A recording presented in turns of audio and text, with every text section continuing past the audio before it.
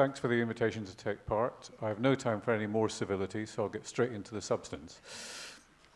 The economic story since June last year, the ambassador has already told us how wonderfully the British economy has been doing, and it's the best in the world relative to the other members of the G6, G7, G20, whatever you get to take. And it's certainly true that what happened belied the projections that the Treasury had put out in May, in other words, about a month before the referendum.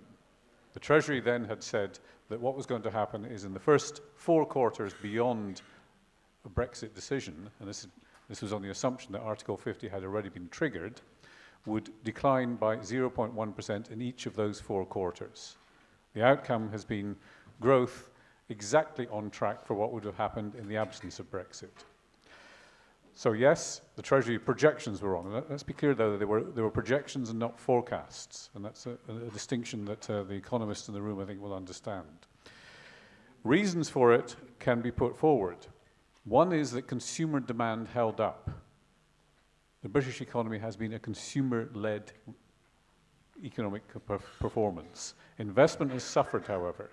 And if you look beyond that narrow figure, you find that there is still a huge deficit in the balance of payments. The current account of the balance of payments in 2016 was 5% of GDP.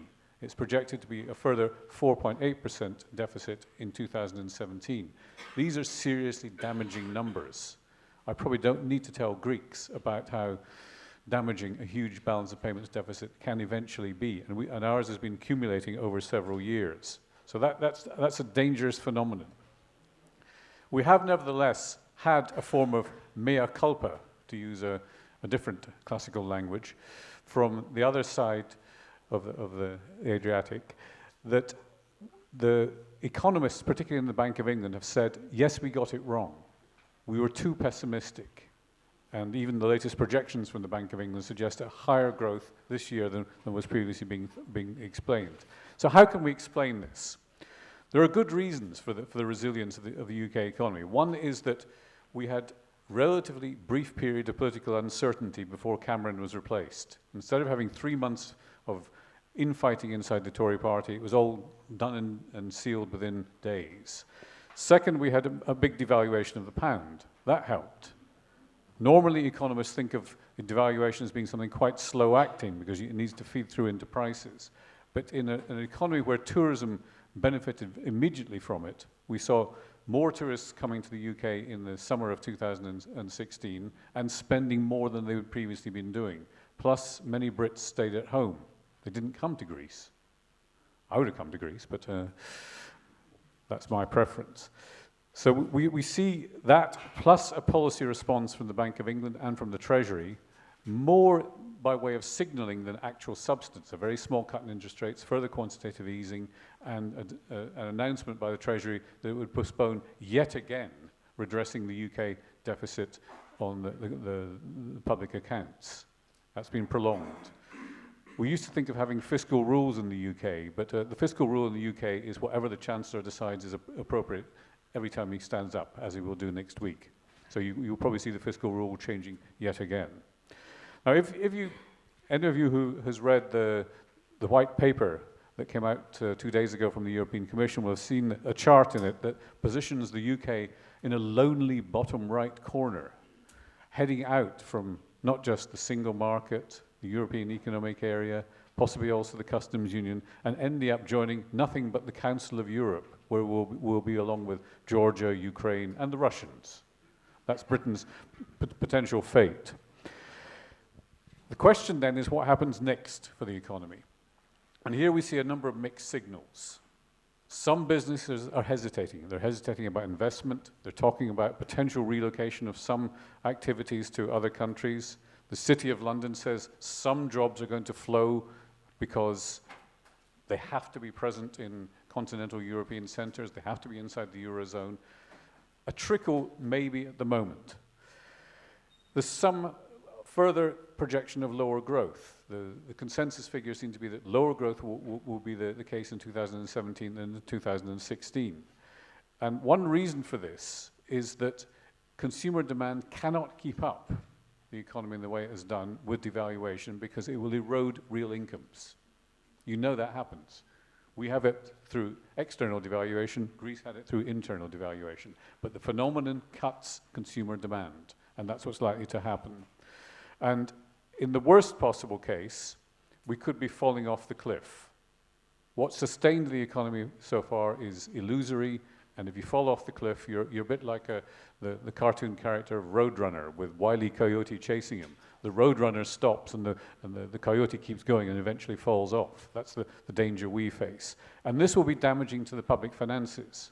So any prospect that there's going to be a Brexit windfall to the British public finances is illusory if the economy declines.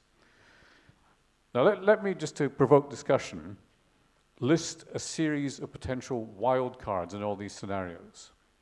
One is that somehow or other Britain changes its mind and withdraws Article 50, which is likely to launch sometime this month. Cynics have told me that when the rest of the EU 27 meets in Rome to celebrate the 60th anniversary of the Treaty of Rome, it's just the optimal date for us to launch Article 50, since Theresa May will not be invited to Rome. So that could happen. Or let's imagine that it's far more difficult for EU 27 to get together and agree their terms for a deal, or the European Parliament blocks a deal. That could be a wild card. The divorce bill that Kevin mentioned could ultimately, as with many divorce cases, go to the courts, and we'd have the interesting spectacle of whether it's the European Court of Justice or the International Court in The Hague or some other court. A major investor might pull out of the UK, causing severe uncertainty and concern. Or consider what happens in two of the major elections. Marine might win, or Angela might be kicked out by Schulz. A Scottish independence referendum might be announced. The trickle of city jobs might turn into a flow or even a flood. Or totally unrealistic, really fanciful wild card is that somehow the members of Parliament discover their backbone and contradict what Theresa May wants to do and stop her in their tracks. These are all possible things that could happen. So they lead me to a number of conclusions for points for discussion. The timing is going to be extremely tight. And with that tight timing, it's going to be hard to put in place the kind of provisional deal that's almost certainly going to be necessary for something like trade. Divorce is one thing, setting out the new arrangements is far harder. The magnitude of the negotiating challenge, I think, has been greatly underestimated. It doesn't just cover all the things that we were familiar with. It goes much beyond them. Even something as exotic as the European emissions trading scheme will have to be unpicked, because as part of that, Britain pays money towards the Central and Eastern Europe. 12% of the revenue goes that way. We could see, inevitably, I think we'll see a crowding out of other governance priorities both in the EU and the UK, and that causes damage in its own ways. For all these reasons, I think there is a far from negligible risk that the economics of Brexit will be some form of car crash. And if that happens, we need to consider how to respond. And I don't think there's yet been any kind of agenda on how that response takes place. I conclude with a quote from the person who actually wrote Article 50, John Kerr, formerly Kate's boss in the Foreign Office, who said, "Politics are likely to defeat economics in Europe as they already have in the UK."